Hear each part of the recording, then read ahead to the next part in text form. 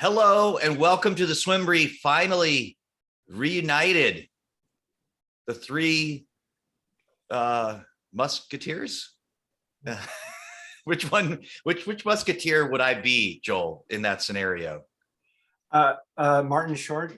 Oh, that was Three Amigos. My bad.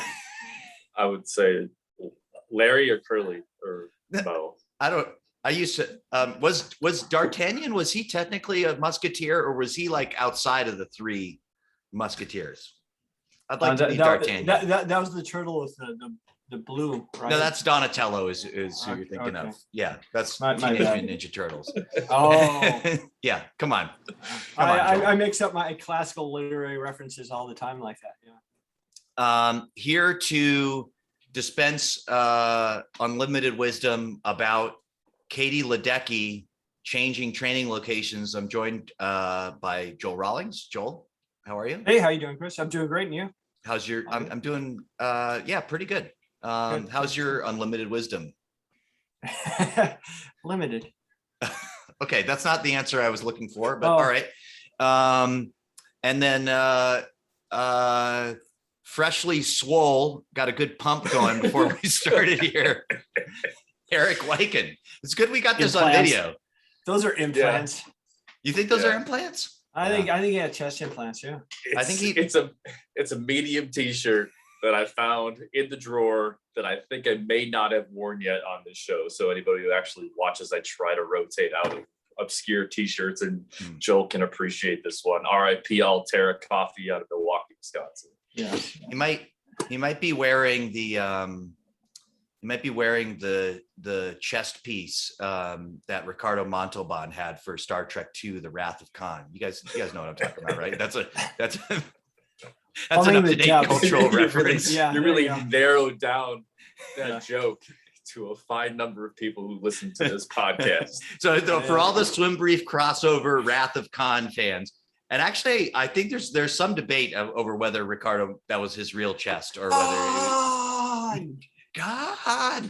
Yeah, see? Joel knows what I'm talking about. I'm there. Yeah. I'm doing great, Chris. Thanks for asking. Good.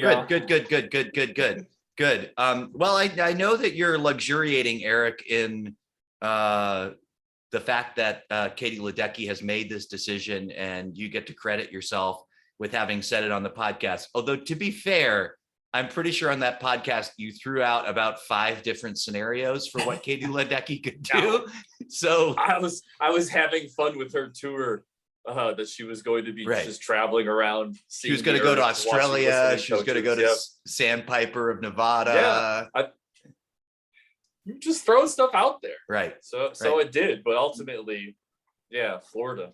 And I just also wanted, before we get started, talking about Ledecky going to Florida, I want to give Joel the opportunity. A lot of people were upset about the way Greg Meehan and Stanford were discussed on this podcast, particularly the comments you made, Joel. They felt you were too harsh to Greg. So I think now's your chance, if you'd like to apologize, you sort of make amends for the comments that you made. I know. I think I said that he's a nice guy, and I was way off. He's actually a very nice guy. Yeah, you're right. I'm sorry about that. But it's more sort of like, it seemed like I recall you ran through a laundry list of reasons why Stanford wasn't a good place to go. Like, you had this whole thing prepared, and anyway, people were pretty upset about it. If anything, it's because I didn't like a lot of my wife's classmates, because she went to Stanford. I don't want to be. Oh, here we go. I don't want to be knocking the alumni base. They're a financially stable crowd, and I kind of rely on some of that financial stability for myself. Pretty sure that was your laundry list of reasons, Chris. What? Yeah. No, I seem to recall it being Joel. I don't know what you guys are talking about. Anywho, yeah. All right, Katie Ledecky. There we go. She's announced on the Instagram website that she is moving to Florida. She's going to train with Anthony Nesty. She's going to be in Gainesville, Florida. Eric, you were the one who shared the news with us. What was your initial reaction? This is awesome. This is going to be a really interesting thing as a swim fan to see. Like, is the experiment going to work? And what do you see as the experiment here? Tell me more about that. Just moving somewhere else. I mean, she's done that in the past. She's been established here in Stanford, and an experiment as in like where she's going and what she's committing to and what she's jumping into. She's jumping into a situation where there's an established pro group. We saw a lot of success out of this distance and mid-distance program out of Florida since Nesty took hold of the reins of the Florida Gators and that side of things. So I mean, everything we're doing in this sport is an experiment anyways. You know, anytime you repeat a set, you see what happened relative to the last time. It's an experiment. This one happens to just be on a much grander scale and in the swimming public eye, not the public eye in general. This did not trend on Twitter at all yesterday. I was trying to keep tabs on that. It did make it to ESPN.com. It made it to the bottom of the list of headlines on the website. But as far as anything else goes, like I'm really excited about it. I mean, we can get into the depths of what we think is going to happen and can happen as this conversation moves on. But I'm excited to see what her role is going to look like with the actual university team as a volunteer coach. And then how is that going to, how this whole thing is going to unfold in front of us over the next 3 years. So. Yeah, I want to just get initial reactions first, then we'll get into a little bit of analysis, you know, the type of analysis you won't find in that other swim podcast or two that have already broken this down. Joel, what did you think when you finally checked, you know, our group text and caught up on well, all the stuff Eric had been sending? Eric had put in there was like how it made the ESPN top 10 list, you know, like, you know, way down in the top 10. It's like baseball sitting there going, shit, now swimming. Oh, sorry about that. It's like, darn it, now swimming's ahead of us. How did we fall below swimming? You know, pro baseball is like, we're almost to the playoffs, and all of a sudden they're 10th. I mean, we get being pushed around by football. So when you crack the top 10, it's pretty cool how Ledecky is such a big name that actually makes it into that list. But I saw that and I thought, boy, this is a really, really great move, and it's pretty cool because just how she handles these situations. You know, she doesn't seem, I don't know her personally, she just doesn't seem like someone that, like, you know, goes out of her way to seek spotlight or anything. She seems like someone that's like, you know, obviously the name is so big, but yet seems very grounded. And for her switching, she like went from her club to Stanford, which is university, a natural transition. And for her to leave after a few years there to Florida, again, it's like it's at these break points. And so it doesn't seem like, you know, like jumping and things like that, or like, hey, that's the hot new team, I'm going to go there. I think there's a lot of reasons that obviously it makes a lot of sense. And you and I, before, you know, we were all sitting here talking, like, what are the negatives? And like, well, you got to live in Gainesville, I guess. Which is enough for a lot. Sorry to everybody who lives in Florida. We don't live in Florida, and we don't want to live in Florida. So we can't imagine it's good to live in Florida. Every day I read Florida Man, I'm like, I'm glad I'm not there. But yeah. Well, you know, Joel, that's actually because they have very robust public record laws in Florida. So it's easier to report on this sort of thing. Just so you know, that's why you read so much crazy news out of Florida, because, you know, they have access to the information. But again, just the initial reaction, that was just like, boy, that makes sense. It wasn't even like overexcitement. It's like, oh yeah. I had the same thing. It's one of those things where after it happens, you go like, oh yeah, why wouldn't she do that? That's like, that's exactly all this other stuff thrown out by pundits like Eric. Like, you know, it's just fantasy land. This was the obvious decision the whole time. And obviously I knew that while Eric was throwing all that stuff. I just didn't say it. I just kept it inside. So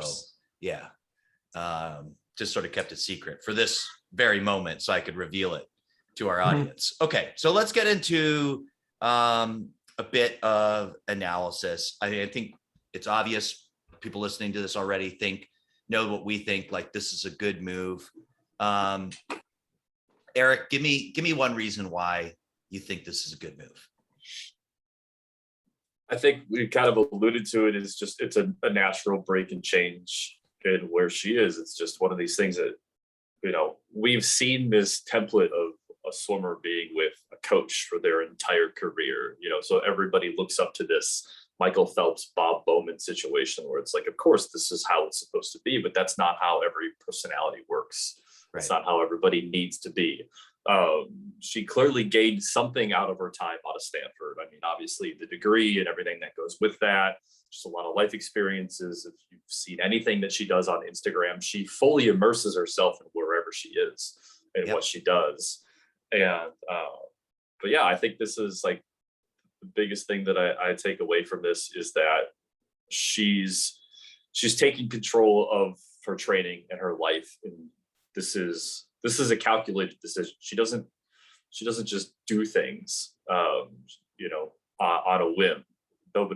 Anybody who's in the event schedule that she is, it's like, this is a commitment. Whatever she's doing, there's definitely some thought going into it.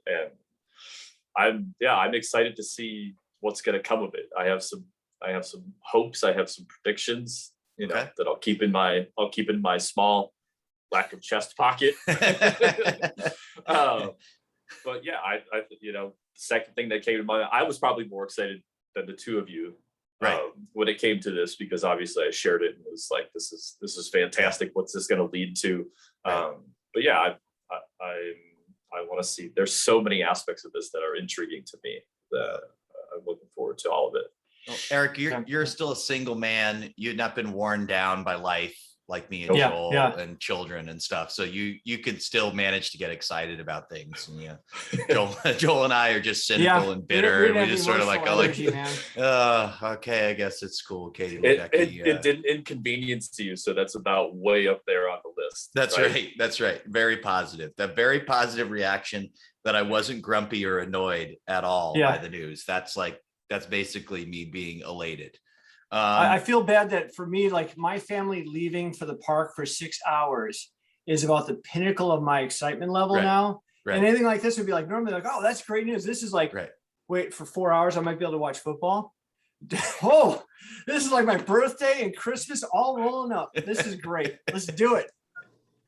When I saw this move, I was thinking like, I started watching a lot of videos of like, Gemmel talked about her training in a big, I think it was a FINA conference. And I also saw some of Yuri's talk at a FINA thing about just her development and where she was going, from the time she was like 10, 11, 12, 13. And they kept great logs of that in the sets that she used to do.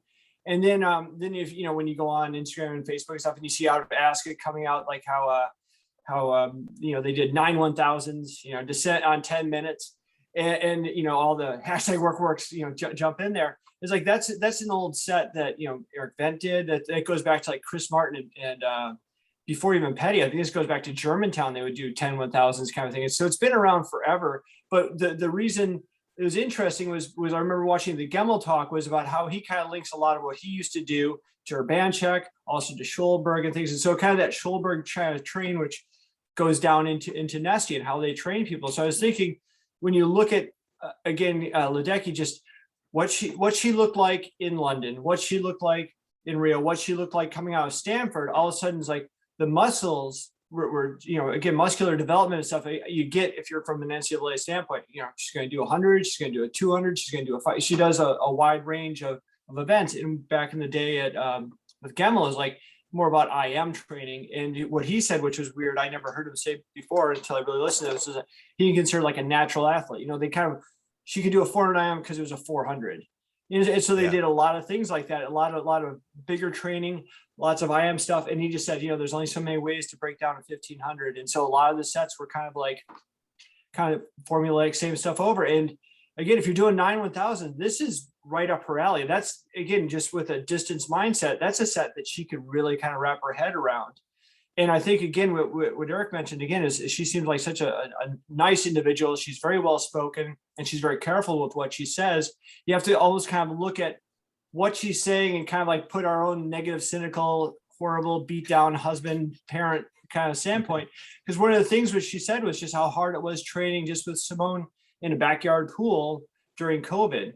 Yeah. And they're like, well, what was that like? She's like, well, it really makes me appreciate being around my team a lot more. And so it's like, so you take that at face value, obviously it's nice, but then you're like, appreciate being around a team. And also like, I get it. Again, when you appreciate that, it's like, you realize that she didn't have that. And so being around a bunch of guys that are distance training, much like she had back in her club days, that are faster than she is, now all of a sudden she's kind of got, again, when you're a distance swimmer doing 9/1000s, if you're chasing someone, that makes it a lot easier than when you're in the backyard pool and you're doing 9/1000 and the person next to you is doing 9/25s on the same interval. Yeah. Yeah. I mean, I think, we've discussed this before on the podcast. You can't underrate the Florida angle for whatever we may disagree with for Florida and their state handling of COVID via my cousin Ron. Just so everybody knows, he's not really my cousin, but I like to call him Cousin Ron DeSantis. It has been a place where people have been able to train uninterrupted, basically, through this entire period, essentially as normal. And so I can imagine that if you're an elite athlete, you've got your shots, and you just want somewhere to hunker down and start building up to the next cycle, like Florida looks pretty attractive in that respect. Pool's open. Yeah. Pool's open. Teammates are there. Coaches are there. And you can probably expect that will continue well into the future. And I don't think you can underrate that part of it. I can only imagine it must have been so difficult being who she is, training in Stanford or in that small pool. It's like, talk about being isolating with just Simone and different aspects of it. Like being at Stanford and being Katie Ledecky and not even having anybody in the distance group on the same interval, let alone the same lap within a longer swim. And now she's going to Florida, like you said, training with the guys, just being in 9/1000s, and then her knowing just that little bit that 20 seconds ahead of her is one of her teammates rather than a minute and a half behind her is one of her teammates. It's like just even that thought of being able to chase is going to be really, really cool for her. Again, like you said, having a team, and what better place to go than to like a college team where there's guys who just happen to create an environment that just happens to be well suited for what she needs. Right. And I think looking at kind of what you're saying there, just the college environment, because sometimes you'll read on boards about how college or like club coaches like, well, why doesn't she just go back to her club team with her coach? It's like when you're 20 something, I mean, remember the Missy Franklin documentary, she was okay going back to her club team. I forgot the athlete that came with her. Else, and the athlete came with is like Carolyn Joyce. Yeah. It's like, this ain't cool. I'm swimming with a 13-year-old boy. This ain't cool. It's just, again, what they need. And Eric, that'd be interesting to hear your perspective too, is just as far as the pro side of it. Obviously Ledecky's in a different stratosphere of pro. I mean, her money situation is probably pretty good versus like a lot of the other people who are just kind of, again, picking up a Speedo contract or arena contract, whatever contract, where they're getting kind of like the entry level contract, trying to move up. All of a sudden you're going from, a college team where, everything's structured for you. This is when your pool time is. This is when we have your meals are at. In a lot of those places, here's the nutrition board. This is what you should be eating. This is when our travel is. This is when the bus is going to pick you up. This is when the plane's going to land. And now all of a sudden, I mean, Eric, you see all the time. It's like, obviously with her at her level, maybe that's taken care of, but a lot of the other people, maybe not so much. You gotta go make your money somewhere, right? Right. I mean, appearance fees and things like that. I mean, Eric, I don't know if you have much as far as like seeing a lot of how those contracts are structured, but again, not a lot like a Ledecky style, but like second or third style. You're looking at, I don't, for the record, don't have anybody's details specifically other than I know based upon some of the stuff that's going on is that a lot of it is incentive based. I mean, when you have somebody that is a Katie Ledecky or somebody that might be a Caleb Dressel, where there is, that minimum that they're getting is, let's be honest, it's going to be a different minimum than anybody else with a national, international aspirations. But there's a lot of stuff that has to go into appearances and social media engagement, and all the incentives come from what happens at the pool in competition and world championships and all that stuff. So that's where they get a lot of that. So they do still have to focus on that training to get there, but they are, if they're fortunate enough to be able to have somebody in their life that helps them manage their career and their stuff like that. Some of them have agents, but whether or not that relationship with that agent is really extensive versus you just happen to have representation legally, it varies wildly. So for somebody like her, you know, I feel like she just strikes me as the kind of person who actually takes a lot more control of a lot of that stuff than maybe the next person, especially now that she's graduated. Maybe she finds a lot of interest in just the scheduling and structure of it, or, you know, then versus just letting somebody send her an email at the beginning of the day and be like, here are all your obligations. She seems like she'd be much more into that process. But yeah, it's the pro situation there is going to be good. I mean, got Bobby Finke. I mean, Kieran Smith is on his way into being a pro here, you know, within next year, right? You have Caleb Dressel. You have a whole host of people who are coming maybe in and out of Florida for training opportunities, whether they're short term or long term. It's just it's going to be a great experience for her, and to see what's going on with that. I'm looking forward to some of what might be training videos coming at us from a public, so we can kind of eat that stuff up like I need to see. I need to see her do 9/1000s. Come on. Yeah. Give the people what they want. You could honestly charge for that. Live stream. Just live stream a Florida pro distance practice and throw some Kieran Smith in there. And you know Caleb Dressel would start getting FOMO and would just jump into that set just to see if he could do it.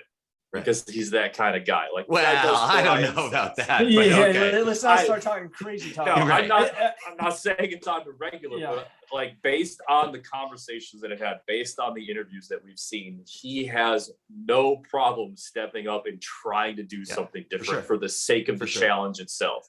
If there's going to be a race opportunity, he's going to jump at that race opportunity.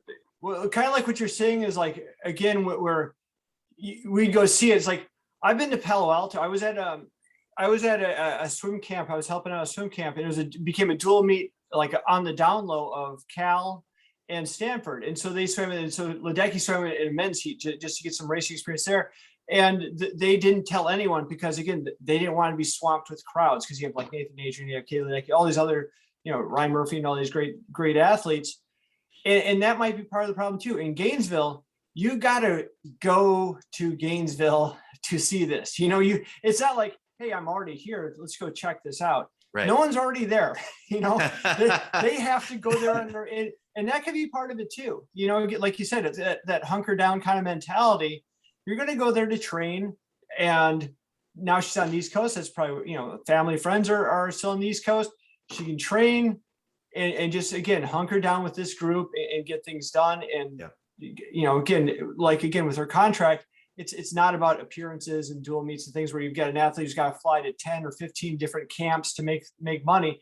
She's got her money. She can hunker down and train and get in, kind of like, it seems like someone that kind of enjoys the monotony of the training, you know, kind of the repetition and consistency is the spice of life for that kid, you know. She's a distance swimmer. She doesn't have a choice. But she really seems to embrace it too, how she'll mention that, how she enjoys that kind of a set, and that's kind of what she's brought up on. But one of the things you mentioned earlier was the idea of you know, her taking ownership.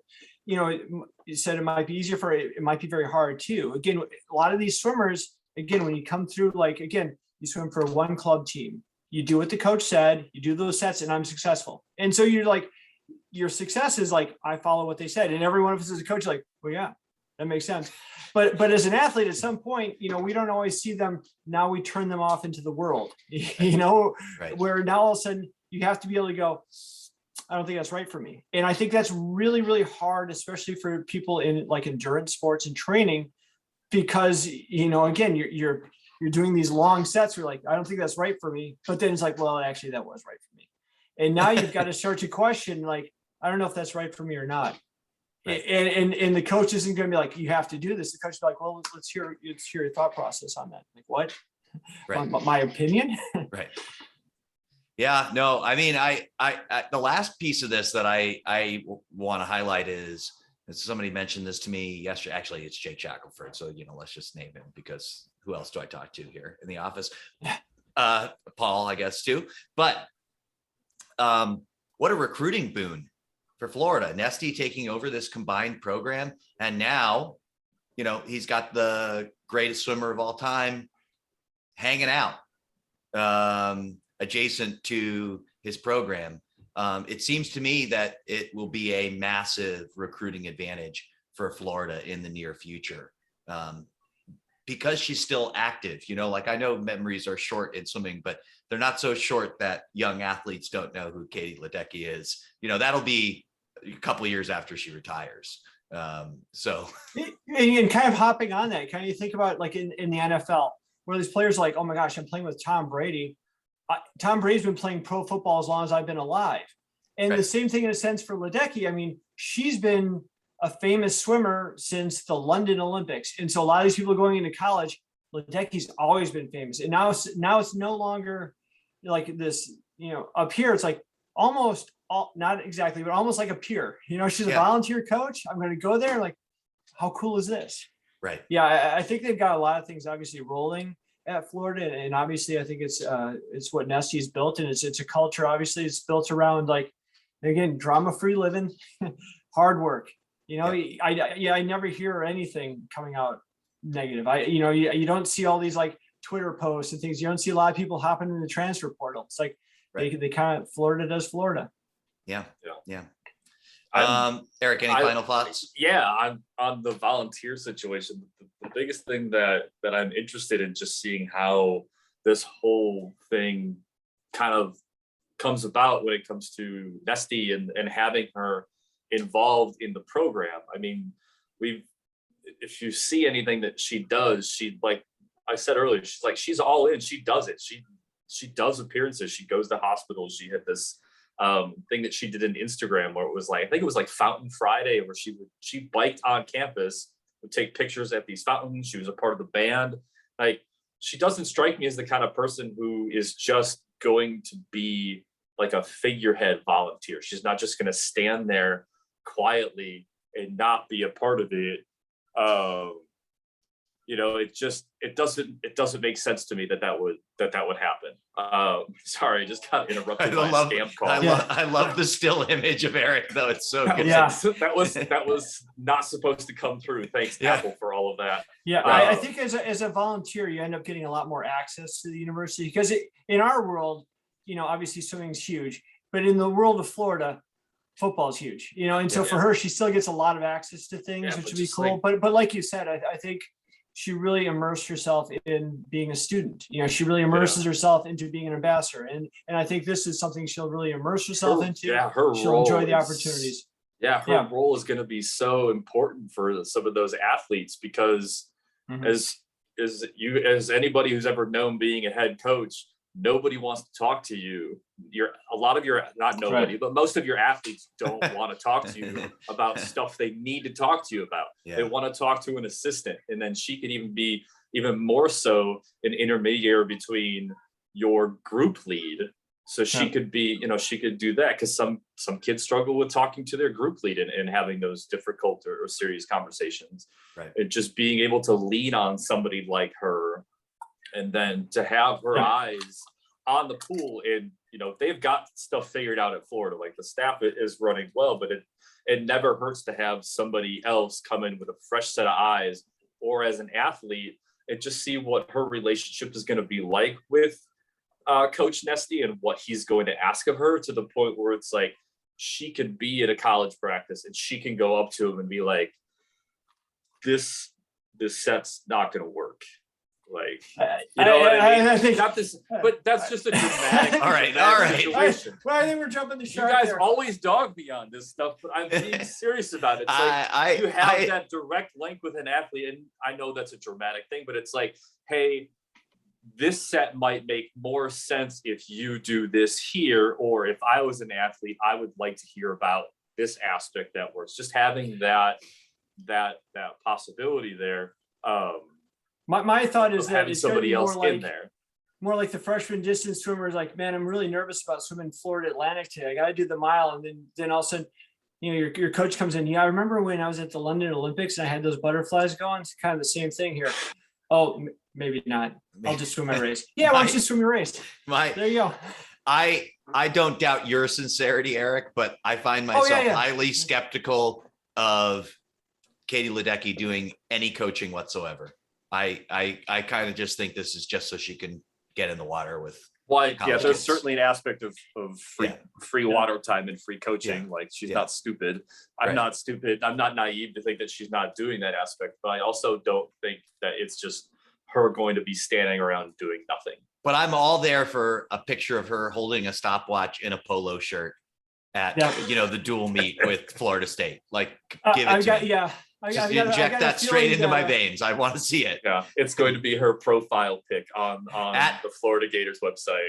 The graduate assistant in charge of that website has got to be like, oh man, my job just got 1,000 times easier. Yeah, I know the picture I'm using. There we go.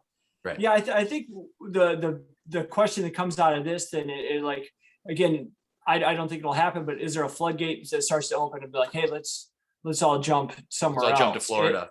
Away from Florida. I don't. Yeah. Well, again, if I didn't want COVID, that'd be a thing.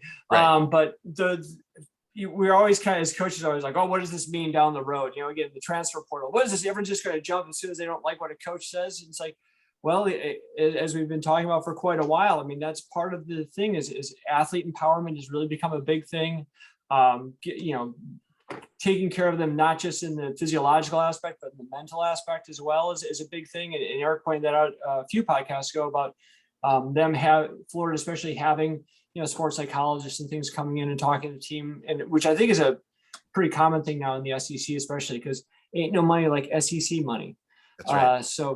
So yeah, there's a lot of things that are interesting about this. A lot of things that are interesting as far as like athlete empowerment, being able to kind of choose where they're going to go, and them having to make smart decisions earlier. And as a club coach, you've got to start to, in a sense, empower these athletes so that, again, if there's someone that's going to be, progressing on, obviously getting to Ledecky level is different, but progressing on is that they have to understand how to listen to their body, how to listen to, especially the rest, especially to a lot of other things, because now I'm sure a lot of people are like, well, is Simone going to leave? And we talked a little bit about that too. I think the big thing is for swimming, it's, again, not like you're going to get generational wealth usually out of swimming. And so they have to look what's best for them. And so obviously being in Palo Alto is best for a lot of people, but I heard a couple people talking about UCLA football versus USC football. And they were saying the same thing with not so much the pro group, going on, but what about the rank and file? It's like USC backers seem to back football players a lot better coming out of college, like as far as hooking with jobs, internships than UCLA. And same thing here with, what's best for those athletes as far as, are they going to use their major? Are they going to have great training opportunities? Are they going to get work experience for when life of swimming ends at, some people 21, some people 28, but it's ending soon for everybody. Right. All right. Well, guys, thanks for that analysis. You heard it here. The best 35 minutes of talking about Katie Ledecky changing where she's going to train. Thanks everybody for tuning in. Thanks for listening, and thanks for being patient. She's going to go best times. Oh, Eric's predictions. Time in Florida. Okay, Eric, scare her best. She will scare her best times by this summer. She will have best times in the 4, 8, and 15 by the time she retires. Okay. Wow. There it is. You heard it here. Okay. And I will, Eric, if we bring it up on a future podcast, I'll try to actually get the clip of you talking and not me doing my Eric Wyken impersonation. So, all right, guys, I'll talk to you later. Bye. All right. See you guys.